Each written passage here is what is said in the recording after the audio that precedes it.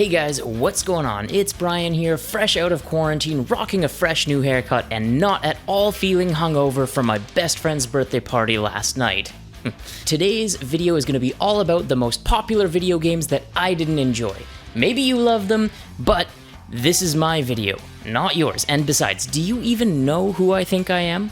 Speaking of me, I needed my personal backing band, Brian and the Bryans, to come up with some suitably angry background music for what is probably just gonna be me hating on things for the next few minutes. So, here to perform for you live from this pre-recorded video segment, please welcome Brian and the Bryans. Let's assemble them now. Avengers!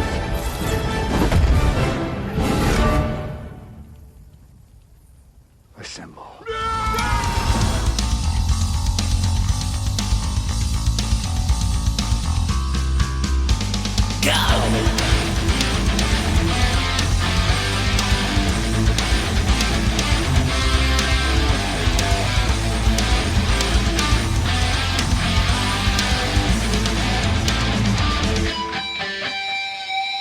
I like some video games, I don't care if that makes me lame. They say they might wreck your brain, but I'm already insane. Mario fixes broken pipes while Sonic jumps over those spikes. Screw that dog, I miss that dog. Pikachu, use Thunderstruck. Well, hit subscribe, I think you should. Here are 5 games that aren't that good. Stay tuned to find out what I think, and hit that like button. My name is Brian. His name is Brian. We are all Brian.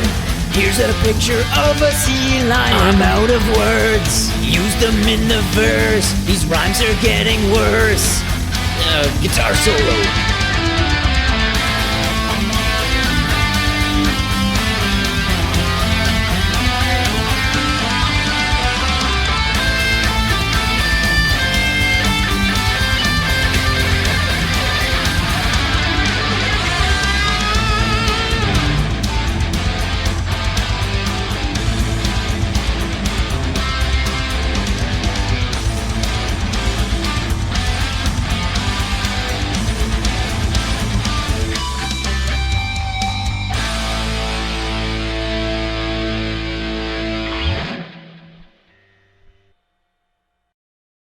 Jesus, that drummer looks exhausted. I mean, have you ever played double kick? It's like running while performing. It's exhausting. Not that I would know, I don't play.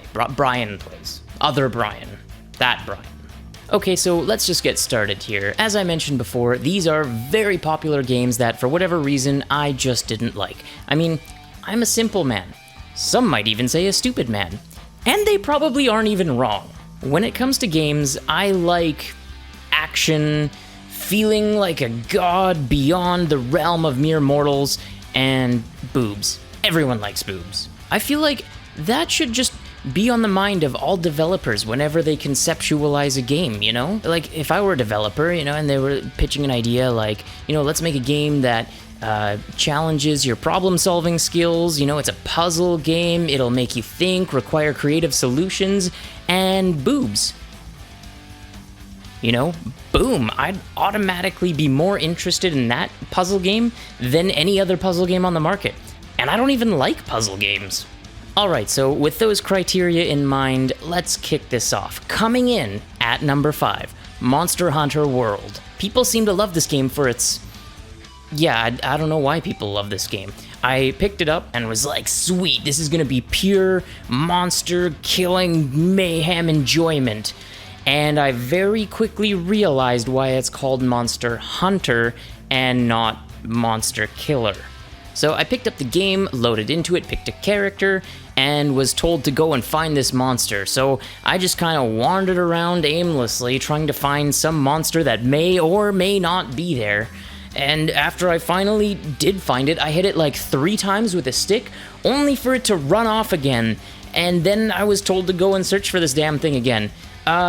No thanks. You know how I like my gratification? Instant. Ambling around like a drunk chicken trying to cross the street is not my idea of a good time. More hitting with stick less walking around like an imbecile. Next, at number 4, Marvel Strike Force. Now, this turn-based strategy game is constantly in the top 10 highest grossing games in both the Android App Store and the Apple App Store.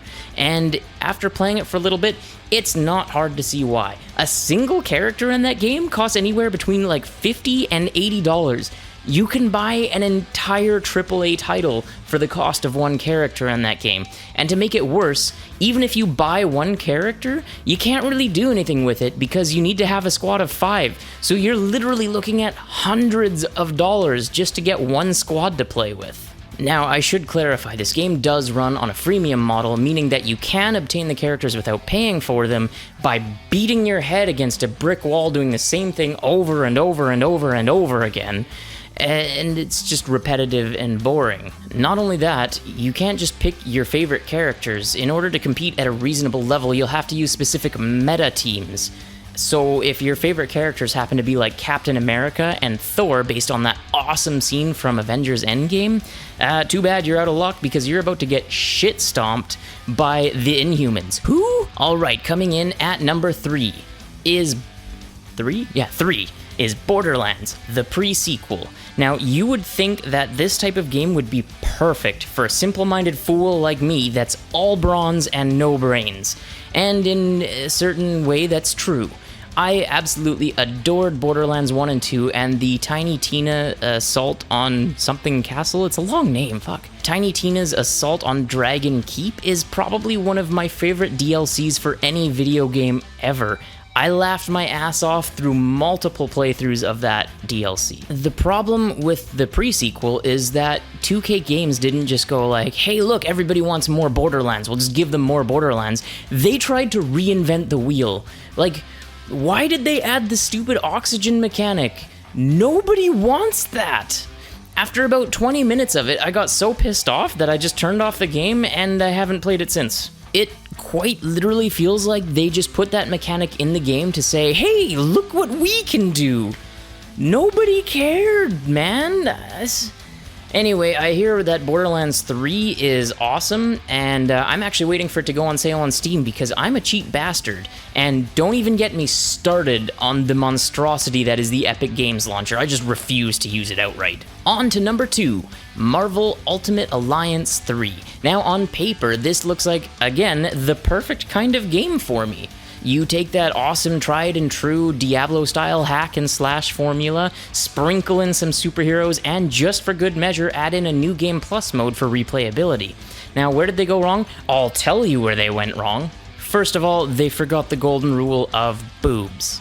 Now, I'm not saying that everybody went and bought the Lara Croft games because of the boobs, but it probably didn't hurt.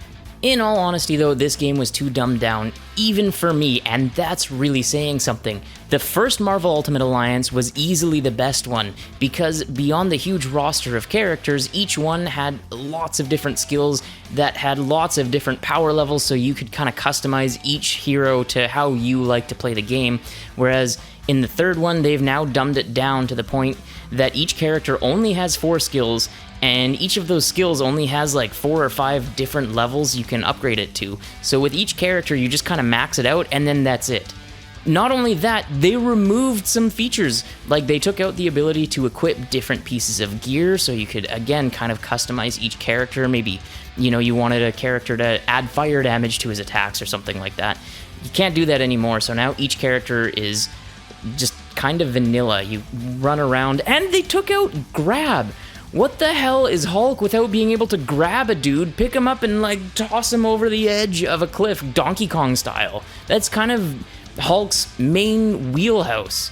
So you basically just run around smashing, alternating between light and heavy attacks and spamming a couple of skills, and it just becomes a really repetitive grind quite quickly. It's too bad because I really liked the first one. And now, the moment you've all been waiting for, and the thing that is inevitably going to get me absolutely the most hate mail. In my opinion, the most overrated game in recent history has got to be The Witcher 3.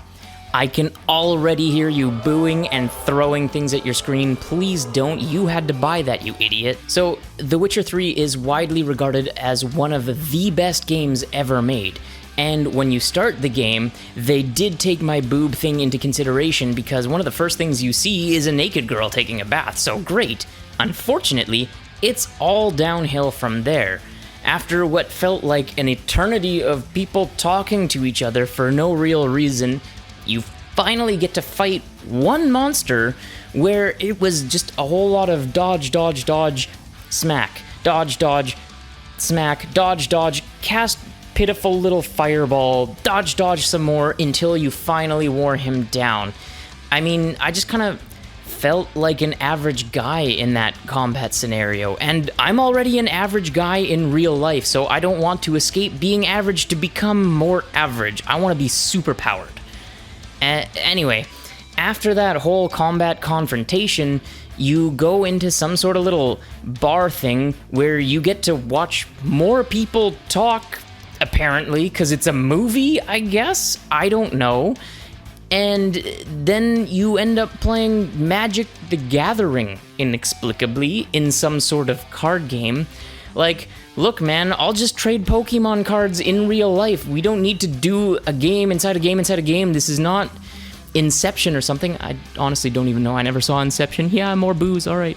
Anyways, at that point, I just turned off the game because I realized it wasn't for me.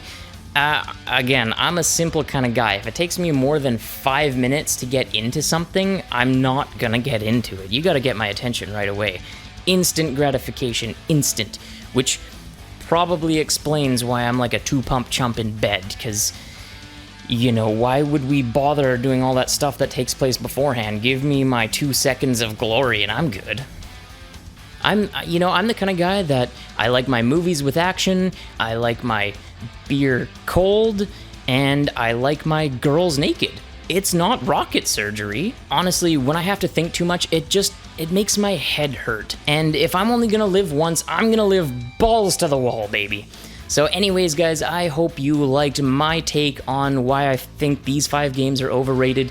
If you like this video, then hit the like button. That's pretty self-explanatory. If you want to see more of me acting like a buffoon, then hit subscribe and the little bell dingy notification thing, and something, like and subscribe, something, yeah, okay, bye.